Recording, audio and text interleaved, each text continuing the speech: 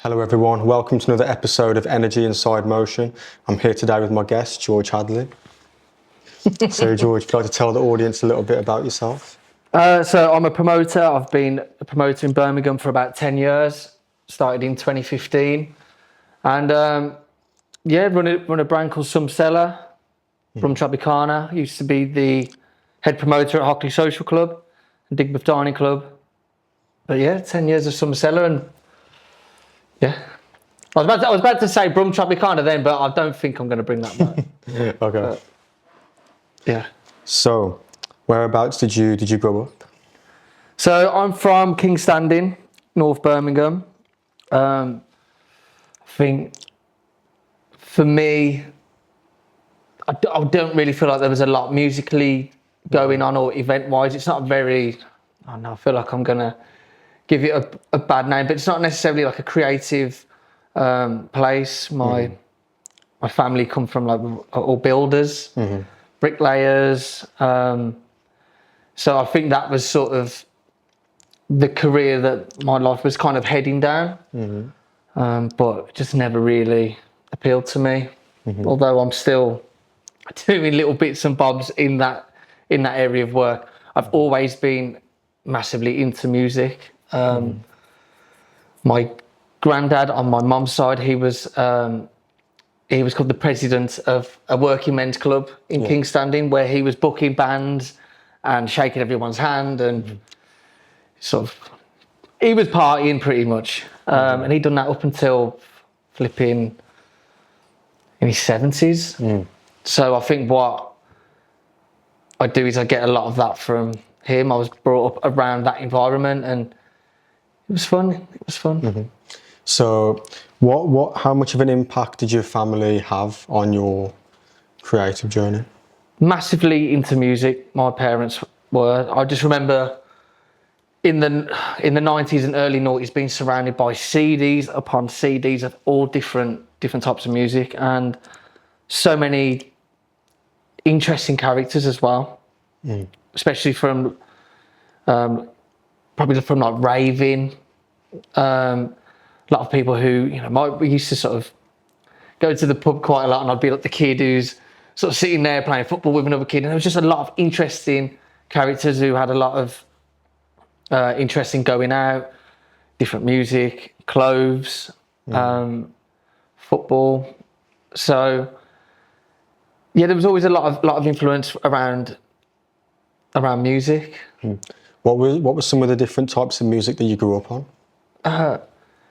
Mainly at first, a lot of like Oasis, that kind of music. Then it sort of branched out into house music, and then I really got into rap, hip hop. Once I got into Eminem, boy, my mom was just like, "What has happened to you, son?" I was obsessed with Eminem, and then I went down like a hip hop route, into rock. Then I was massively into garage. Garage come round. I was like, oh, okay, I'm into this now. And then it's weird because my issue with music back then, well, it's not really an issue with music. I loved so much music that none of my friends I felt really knew what the hell I was. I didn't know what I was. I was just like, I love everything. And then I think when you're a kid, you're trying to find your group. You've got the Grebos, like rock music, got the Chavs who are like, yo, we like bass line, which is like, I ended up sort of feeling like I like all of it, but yet I don't belong to any of it, which is really, really odd. And then, I don't know, just as I got older, enjoyed going out too much, got really good at it, and then just ended up doing an event. So, how would you say that going to different events has shaped you as a person through the years? I think that getting to meet so many different people and enjoying that experience of being around so many different people from different scenes and different friendship groups, and not being like sort of put off by it, embracing it. That's what I love doing, and I think that's why I'm probably still doing events now, because there's so many great things to take from these groups. You know, you're going to learn something else about music, something else about fashion, and then you end up going down these little rabbit holes with music and events and venues and bars and stuff, and then you bump into your garage friends, and then you do the same again, and you sort of just go around, and it's interesting. So, what was the first type of event that you did, and how did that go? So the first event was in a little cellar in the jewellery quarter behind a stationery cupboard. Crazy location, but it had to be, otherwise we weren't going to do it. 80 capacity. Yeah. And it was sick. It was so sick. Like I can't explain the feeling of having all your friends, family come down to this event that you've put on, that you've absolutely stressed your head out over, and everyone is buzzing.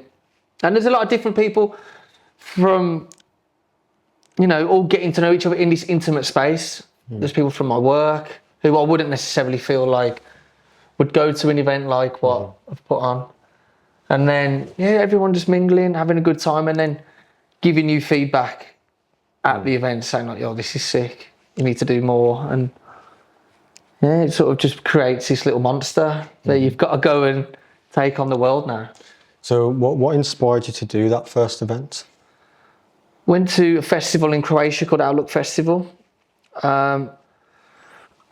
ended up rubbing shoulders with a lot of people who were playing, and we didn't necessarily know that they were playing. We were just embracing the festival and some of us, we'd never even been abroad. We were just absolutely having a load of fun. And I just remember just being like, when we get back, got to do something, because my early 20s, I felt I didn't really do that much. I think, I wasn't necessarily in like a good place mentally. I just felt like I hadn't made an impact. Didn't have a good education. I was just being naughty all the time, all throughout my childhood. So I was like, what do I do? And this festival just really made me want to do something and put my time and effort into something, and that then came some Cellar. So after you did that first event, what was the next step? How did you step it up from that? Well, if anyone who hasn't put events on before, just to let you know, the first one is the hardest one. That's all you need to know, because the second one, you've built a repertoire up with the venue. That was something that you'd probably get nervous about at first. You've got people there. Ask them, are you going to come to the next one? Wow, a lot of people want to come to the next one. They've got friends who might want to come, and it just grows that way. As long as you stay on your game and don't sort of make any sort of silly decisions with your event, really. What was the biggest thing that you learned from your first event? A lot of it is mental. There was such this fear about doing it, and you're going, is anyone going to come, and all this sort of stuff. You have to just put yourself in that discomfort and do it. And honestly, that day when people turned up and having a good time, I think we made like £100 loss. It did not matter at all. Like it was just one of the best feelings ever, and even to this day, it is the best feeling. Oh yeah. So how did you make a brand from that first event? How did you make your, brand for events? So I always noticed that with a lot of the event brands that were out, they would put a lineup out and they'd just hope for the best. And I used to look at them and go, fuck, I've got no connection to it. Like, I know the DJs, but you're not selling it to me. I was always very into like UK movies, some stuff like The Streets. That was almost like a very British, like British culture in music. And I just thought, you know what? There's so much stuff outside that I see every day that I feel connected to, and I know everyone else feels connected to. You know, I need to embrace that in our artwork. And we did, and we tried to incorporate as much as Birmingham in it as possible, because with no event experience, how do I get a load of people from Birmingham in one room? I've got to big up Brum for the good, the bad and the ugly. Just something that we can all relate to. So went off the back of that. I think you touched on something really powerful, that which a lot of people don't get, is you mixing something that's authentic to you and you're mixing that with the brand. Yeah. I think what we were noticing after a few was a lot of other brands were starting to incorporate the Birmingham stuff. You know, we'll do something with the ball and the ball ring and all that. And I just remember there was like a point where I was going, I need to message them and say, you can't do that. And I thought, nah, how on earth could you tell someone you can't use the Brumming art in the artwork? Use it as a, you know, take it as a almost like a compliment, and then do something even better than the last one. So then we started to look at, there's like a calf. Do you know Marlborough calf? Green Home calf. So it's in Great Bar. We was like, well, how about we go to this old school calf and we'll do a photo shoot in there and we'll bring it to life basically with some Cellar. And then we was doing that with products that we see every day. And at one point we used our friend's dog, and that just become the whole promotional campaign. So we just found, I see promo everywhere. It's just everywhere. There's ideas everywhere. What advice do you have for creatives who are looking to find ways to promote their brand or their personal brand? I'll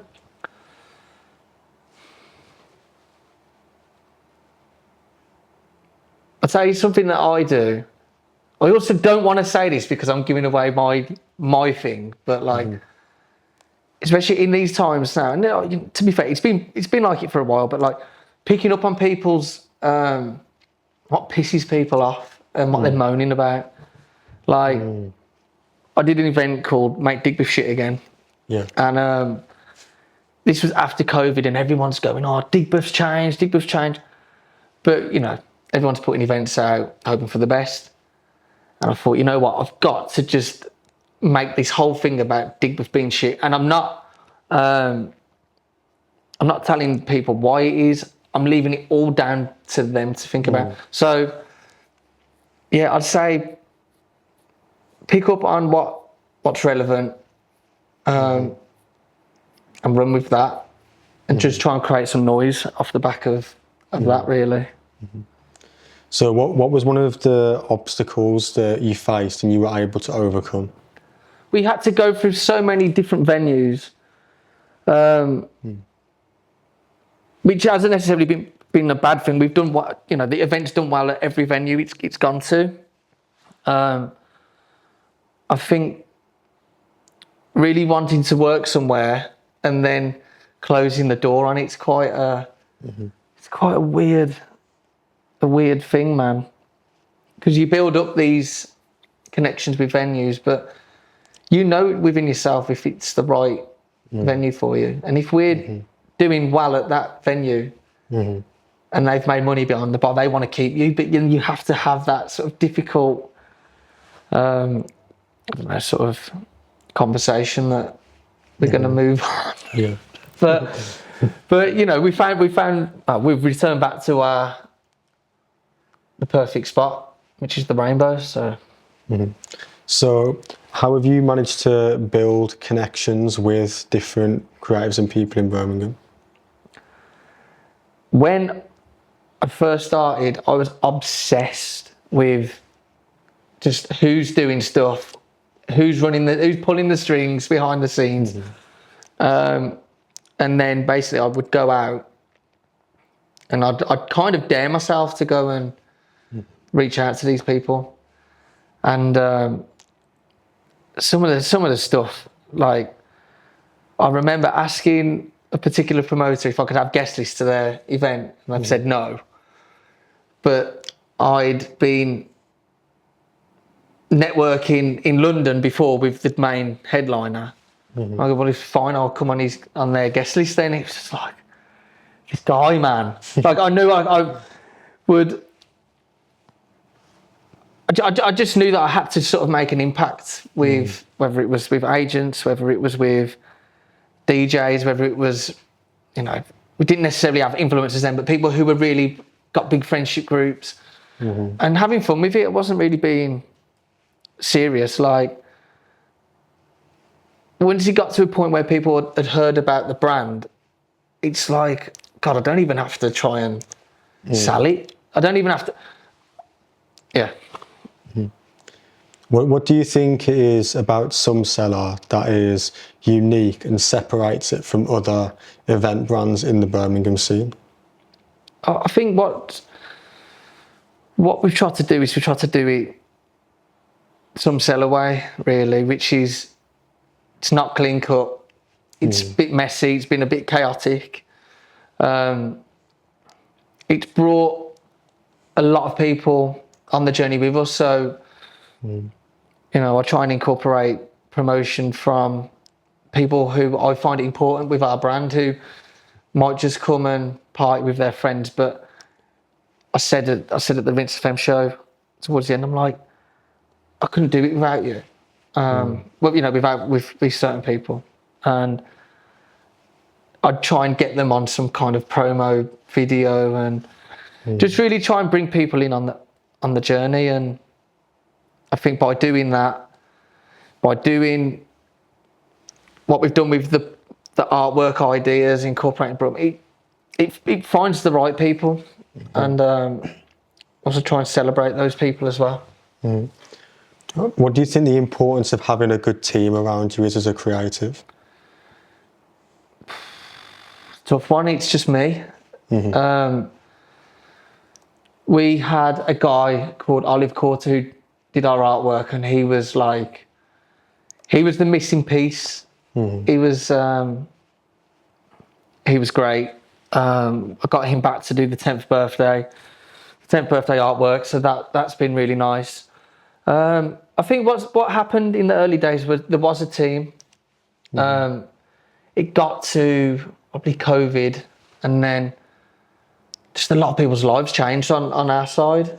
And I think even for me at that point, I was sort of going, well, some Cellar's probably done, the whole our event thing's done. And we was about to do some really good stuff, like really big shit.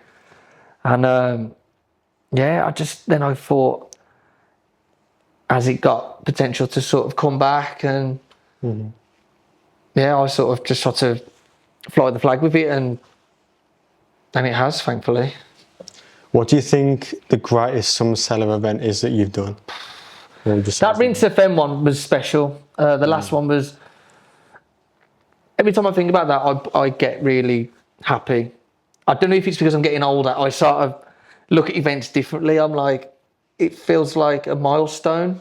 Rinse FM was on my list from the start. And then, I don't know, I kind of got to some kind of acceptance that it probably wasn't going to happen. And then sort of trying to accept that. And then for it to sort of, honestly, it landed on my lap. And I was just like, fucking hell. Yeah, unreal. That one, we did an event with Devilman.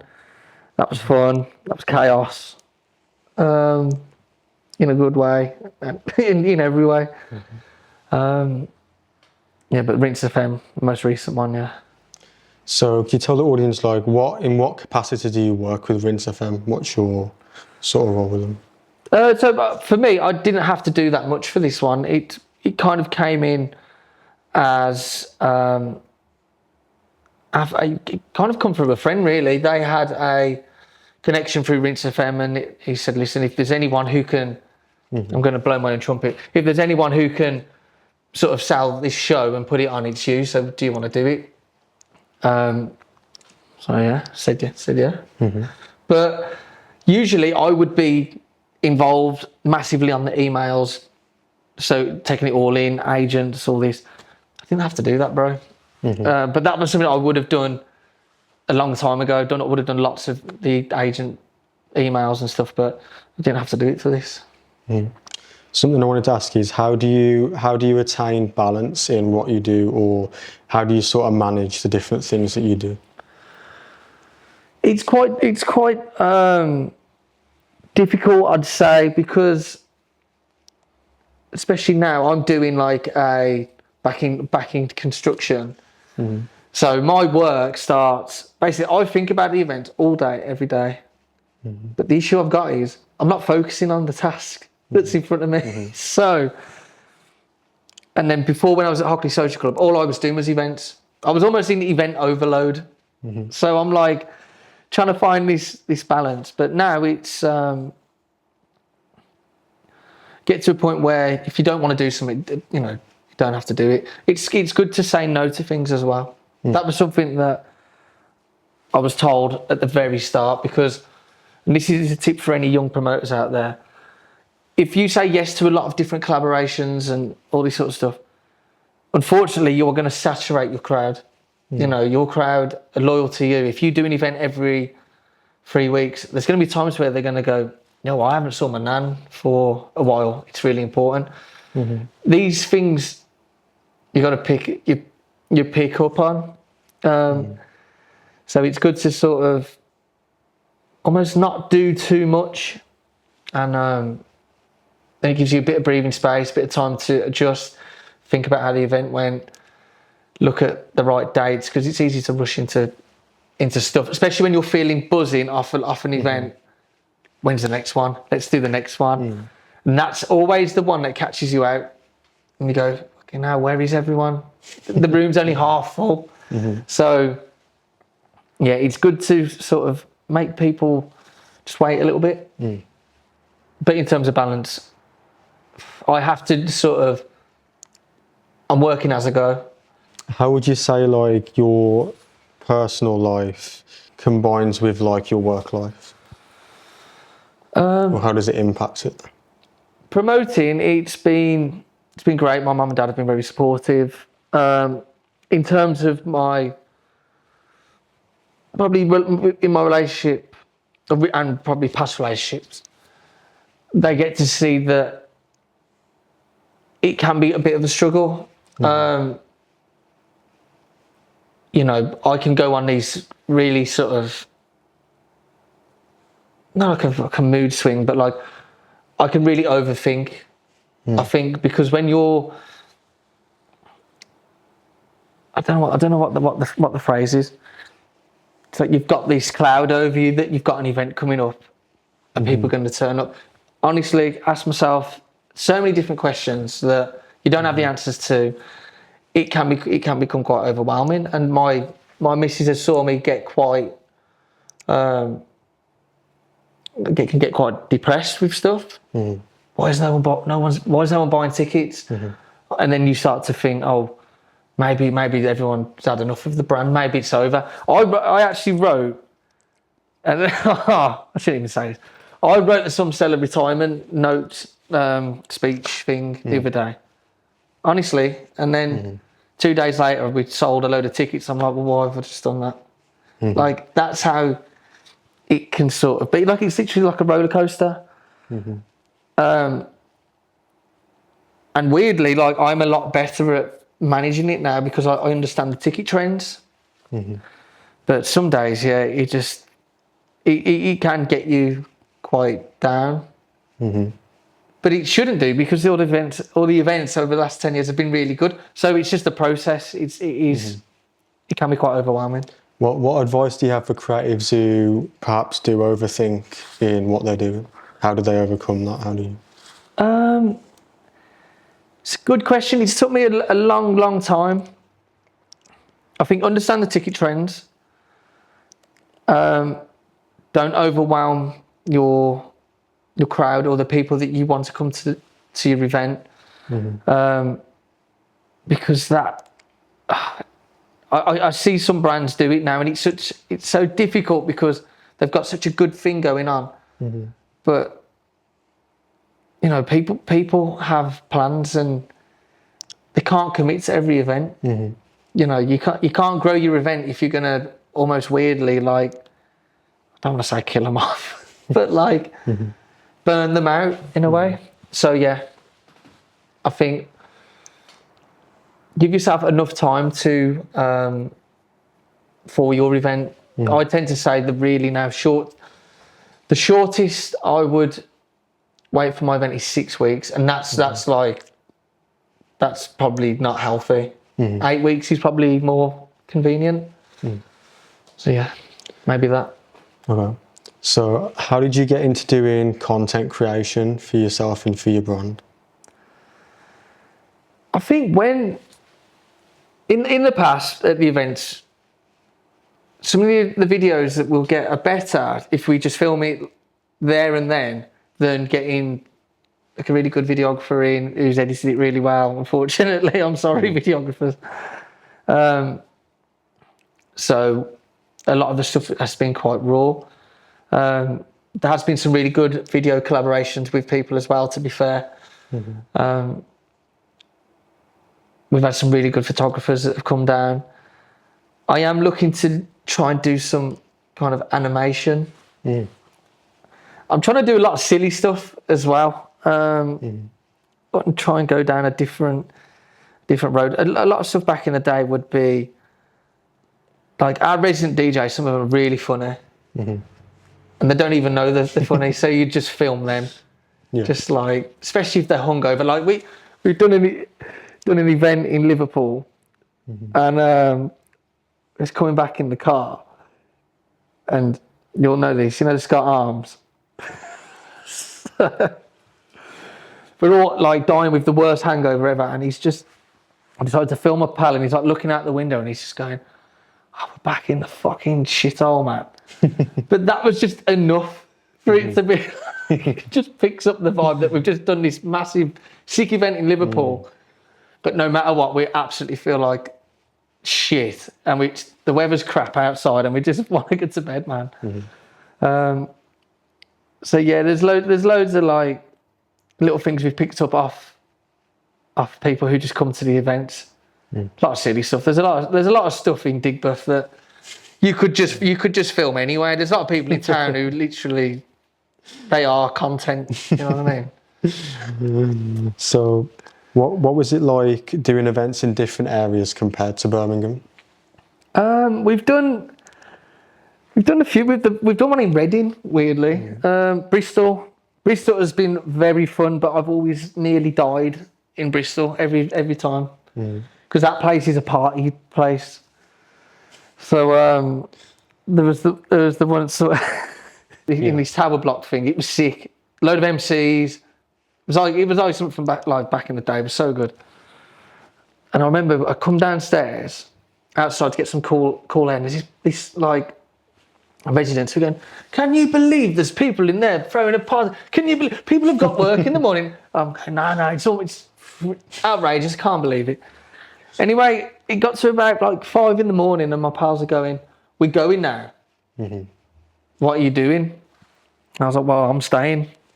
Bear in mind, I'm not driving. I ain't got train ticket. And then I just remember they've all got in the car. There was like 2 cars full of people. I was just left in Bristol with just a room full of like Bristol people, and I was messed up. And then I ended up just staying there till like the next afternoon. Yeah, and then people were like, "Well, he was meant to be back like a day ago. What's going on?" There's been loads of stuff like that. We've done parties in Budapest, Amsterdam. Just messy, bro. We just partied. We partied really hard back then. So yeah, that was fun. But in terms of actually promoting events, thankfully the collaborations have been massively involved with that. We've sort of turned up, brought a vibe, brought some DJs and had a party, basically. So I see that you also work with Sigil Radio. So how did that sort of collaboration come about? I think, well, I got to know Poppy, who runs the show with Tom, and I'd just come off the back of working at Hockley and Artem, and I just thought I've got to meet so many sick people. Like, I need to do something with that. I really, really enjoyed my time at Hockley, and literally when I say I've met some legendary people, I met some sick people, and I still keep in touch with a lot of people there, and I just felt that I can't DJ. A lot of people don't know that I can't mix. I used to host the event. That was fun, but that had to stop because that was just getting too silly, and I've got too many things going on at the event. But what I can do, or what I could do with the radio, is bring some cool people in, and we'll just have a chat. And you get to meet so many people who you get to meet on nights out and stuff. You don't actually know them that well. You just sort of have these brief encounters, have a dance. You're sick. No, you're sick. And then you just walk off. And it's good to actually sit down and have a proper chat with people. I really enjoy doing the show, and don't get me wrong, I don't necessarily think that I'm like great at it. I'm still learning as I go, but it's a good platform, and I love what they're doing. I love what Poppy and Tom have created, and I can see what value it's brought to Birmingham and the scene in general. And every time I see them and I finish a show, I have to tell them, I'm like, you two, I don't even know if they realise how important it is. But what's really good about those two as well is they were picking up on people saying, there needs to be a radio station, Same with like how we sometimes would do some event promo, we're picking up on what people are saying, and you sort of just go, you know what, I'm going to do it. And that's what they've done. They were talking about there needs to be a radio station. Then it was like they're going to have to be the guys to do it, and that's how sometimes it has to be. But I love what they're doing. So in the Birmingham scene, what do you feel like the most important thing to consider is when you're trying to like grow as a creative? In terms of events and promoting, you need to get a crowd and a community. You have to do it, otherwise it's pointless. So you've got to ask yourself, how many people have you engaged with? How many people are on it with what you're doing? I think, like what I was saying earlier, I got to know so many different people, even as a kid, in terms of music. And it's amazing that like at some Cellar, I look at it as there's so many different groups of people there that, and this was the same at Hockley. Yeah, I'm going to say it about Hockley as well. That makes Birmingham, I've tried to connect with that many different people and bring everyone in on this journey. And when I see so many different people at the event night, it's class, man. It's class. So I think what can happen, or what can be a bit of a problem for promoters and creatives, is you're only dealing with creatives. Like that's still a small amount of people. Do you feel like the importance is of working with different types of creatives in the industry? I think that obviously you've got your videographers, graphic designers, photography.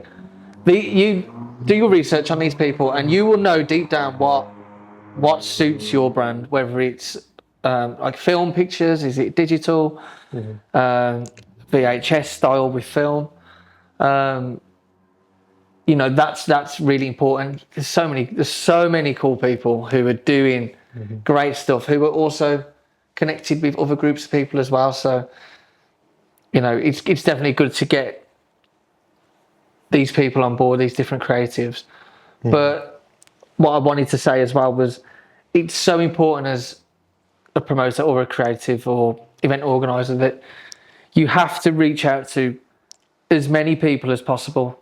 You can't just keep it within a creative environment, because frankly there's not enough people there to fill maybe you need as many people as possible. So reach out to person who cuts your hair. Reach out to the people who you work with in retail. Reach out to people who are, you know, construction or whatever. You've got to get as many people on board. And then, you know, the key thing is, if you can get all these people to come to your thing and you've put on a sick show, they're going to go back and be like, yo, that was sick. I'm going to tell their group of friends, or their friends tell their friends. That's the plan. Creatives, I feel, kind of already know what's good and what they're into and what's exciting. But you've got to just push that little bit further. So yeah, that's what I think. In what way, like, I think a lot of creatives struggle with how to outreach to people, or they feel nervous. Like, how do you outreach to people, and what advice would you have with that? I think when I first started, I didn't start my first event until I was 23. And even through all of that period before, just like I said, just bouncing off so many different people and trying to get, you know, being friends with all sorts of people, really. I think when you're creative, what you're doing, what you've got, has to be to you the coolest thing ever. Like, it's the best thing. So if you're doing videos, you know, that's something that not everybody's doing. Like, because I've had to work in so many construction jobs and all these sorts of, you know, all that, done some really shit jobs, basically, like really crap jobs. It's the event thing that they want to talk about. No one cares about the day-to-day job, really. What you're passionate about is what's important. So just always make sure that you keep telling people about it, and then it hopefully gets to the point where people ask you about it. Yeah, especially, I'll tell you what's important about barbers, because they have so many different people come to do their, you know, get their hair cut from them, and they always ask what you do in the weekend.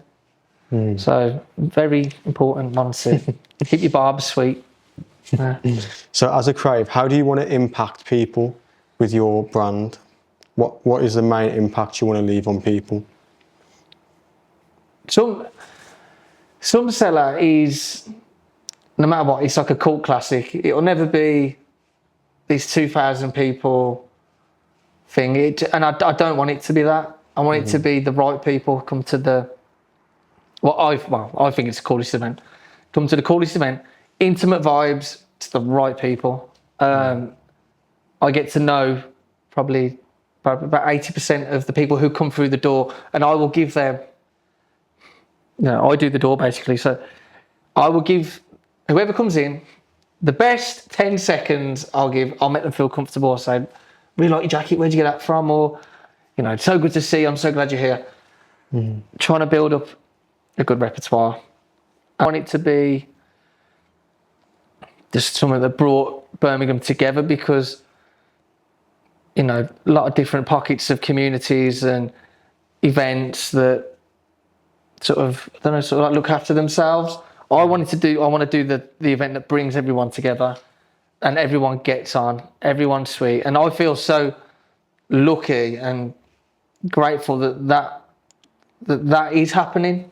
It was happening when we was at Hockley. Like, I just used to honestly pinch myself going, this is fucking the best job, because I'm getting to learn so much about people, culture, history, fucking local history, humour, art, just, and you know, if you get Brum together, honestly, all in one room, everyone getting on, good vibes, it's the sickest feeling. So the impact, all I want everyone to know is some Cellar is here for good time. Unfortunately, it won't be for a long time. It will have to, unfortunately, come to an end at some point. But it's been the best thing that ever for me, ever. So with the Birmingham scene, what do you think is one thing that's missing from the Birmingham scene, and how do you think that can be brought into fruition? If you step outside of Brum, Like, it's very easy to get swamped in the events and what's on now and this, that, and the other. Brummie's actually doing some really good stuff. We've done some really good events. You know, we're not short of good stuff. I think we do lack a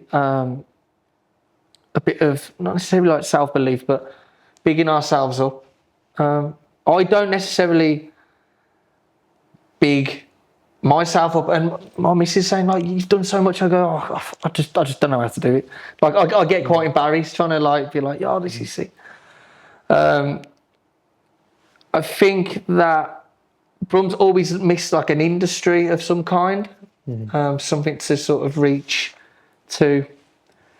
So like, you know, what's like the big office space where all the creatives are working, and I don't know if it has that. I don't know if it ever will have that, but all I know is so many people are doing really good work, and that's good in itself. And there's a lot of really, really talented people in Brum. So, I don't know, in terms of the scene, maybe like,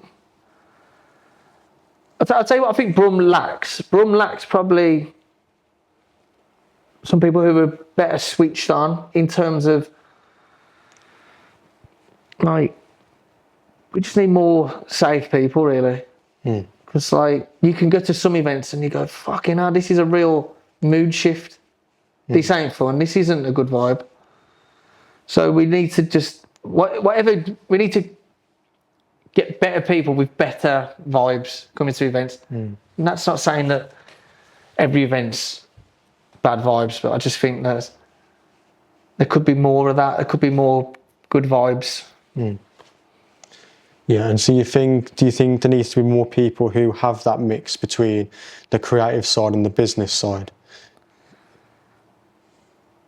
It's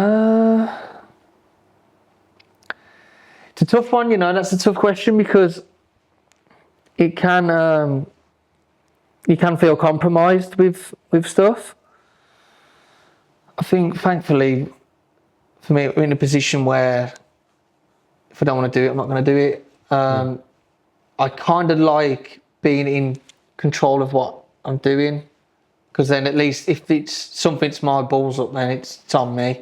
When I've got other things on a business level going wrong and it's got nothing to do with me, it's like fucking, I don't know. It's annoying. But no, everything's running smooth. Okay. Something I wanted to touch on was earlier you mentioned about collaboration. Yeah. What is a dream collaboration for you with your brand? Who's someone you want to collaborate with? Geez, I've literally just done it with Rinse FM. And Oh, that was your dream one. that was the dream. So I don't know what to do now. I don't know whether this is how my head works, right? I don't know. This is why I mentioned the retirement thing. Do I just retire now? It's done. Or now what? Obviously, we got the 10th birthday. I'm looking to do a really good collaboration with someone next year. I'm looking to do some stuff. I'm chatting to someone about doing an event at the seaside. See if we can get a load of Brummies to go down to the beach. So that should be fun. But in terms of collaboration, nah, man, literally just done it. And, you know, another thing for probably some other promoters is to, like, if the collaboration doesn't make sense, don't do it. Something I learned at the start, it sounds really pessimistic, but some people want to collaborate with you because obviously you bring a crowd. Now, you want to make sure that you're getting a good deal if you're bringing your crowd somewhere, because it's very easy to go, yeah, oh God, I'd love to do a collaboration with you, and you get literally no money for it, or you get no proper promotion or praise or some social media followers or whatever. But yeah, so I think as well, people just need to make sure the collaboration makes sense for them. Went completely somewhere else with that, but yeah. So Who would you say when you were growing up were some of your biggest influences?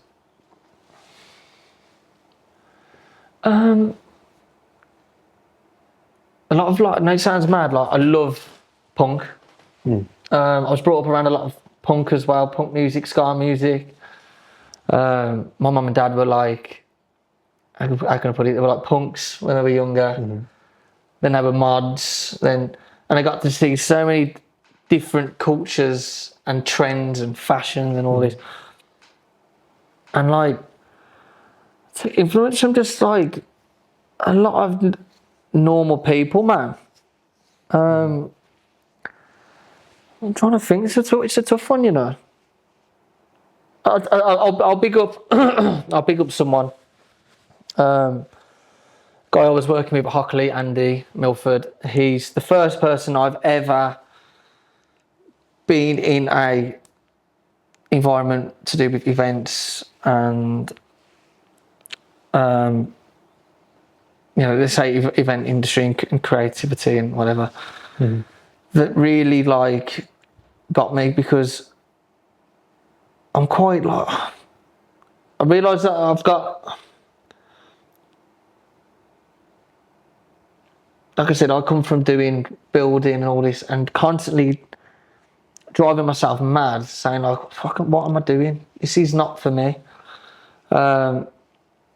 And he would see that I got myself into like these teas, I call it a tease. It's like I build myself up and I'd go on these sort of emotional roller coasters and all this. And he'd just kind of like put me to one side and just talk to me how I needed to be spoken to, because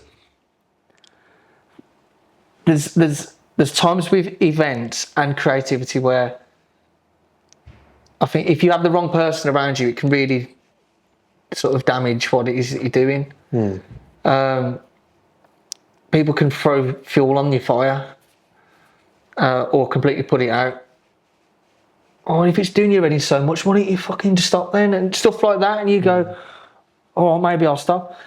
Whereas you've got this passion and this love for something and you need someone to go, listen, you're doing all right. Just think about it like this. And honestly, I've never really had anyone like that. It's always met with people who seem to live on the extremes of emotions, just giving me fucking horrendous advice. And you try and like navigate through events and your careers and jobs, and times I've made some really, really poor decisions through being probably too emotional.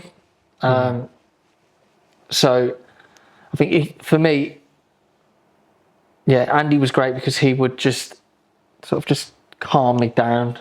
There's so many different aspects to an event. When you're actually at the event, how do you like navigate it and ensure that the people are getting what they want out of the event as well? Well, I'd say my role has changed quite a bit over the last few years. Originally, I was like the party guy.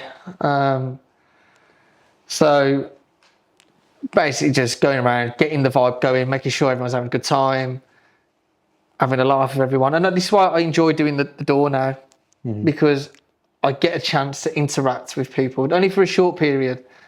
And I'll always make sure that I'm going to say something cool, or, you know, say something really nice and try and have a laugh and just try and give people that first bit of buzz when they go in there. You know, they feel comfortable and it's a nice vibe, because some people can feel anxious going to a club or a venue like I used to. I actually get anxious. I get anxious going to my own events. I'm like, oh God, I'm going out now. Start like just getting into a headspace. So yeah, just trying to like fun vibes, good vibes. And also if for whatever reason there is some kind of issue or something that's gone on that I kind of know who I'm going to talk to or deal with and go, come on mate, what are you doing? Like, you seem good on the door, you know, just trying to get a good vibe. But there's a lot of great people who come to the event who bring really good energy as well. So my last question would be, what can we expect from you and your different ventures? so we're doing New Year's Eve at the Rainbow with Moho. That'll be cool. Looking forward to that. So I'm trying to think if we've done a collaboration with them before. Might have done. New Year's Eve. My missus was going mad. She's like, I can't believe you've just agreed to do New Year's Eve. You said you wouldn't do it, but I was like, oh, babe, but it's New Year's Eve, it's Moho, and we've had a really good year. So, yeah, we're going to do that. And then I'm working on, I don't want to say who the other collaboration is because I'm adamant. I've done it before where you're working on something and something falls through, and then you're like, oh, fuck, I told everyone. So I'm working on really good collaboration next year. There might be a possible rinse again with a serious MC, serious one. And yeah, I'm looking to do an event at the seaside. That's a bit different. Holiday kind of trip and get a load of brummies down to the sea, which would be pretty fun. Could be quite scary. Could be quite interesting. So you're going to work on that, and then to be fair, you know, I don't want to sort of sound like I'm being pessimistic again. I was meant to retire this year, and I'm probably meant to retire next year. I keep thinking like it's got to happen soon, so I want to go out on a good one, on a really good event. And then what I want to do really is once I've retired the event, put my energy into something else. But knowing me, I'll probably do the event as well. So This has been an episode of Energy Inside Motion with George Hadley. So if you'd just like to give the people your socials as well. yeah, man. So my personal Insta is at G____sum, SUM.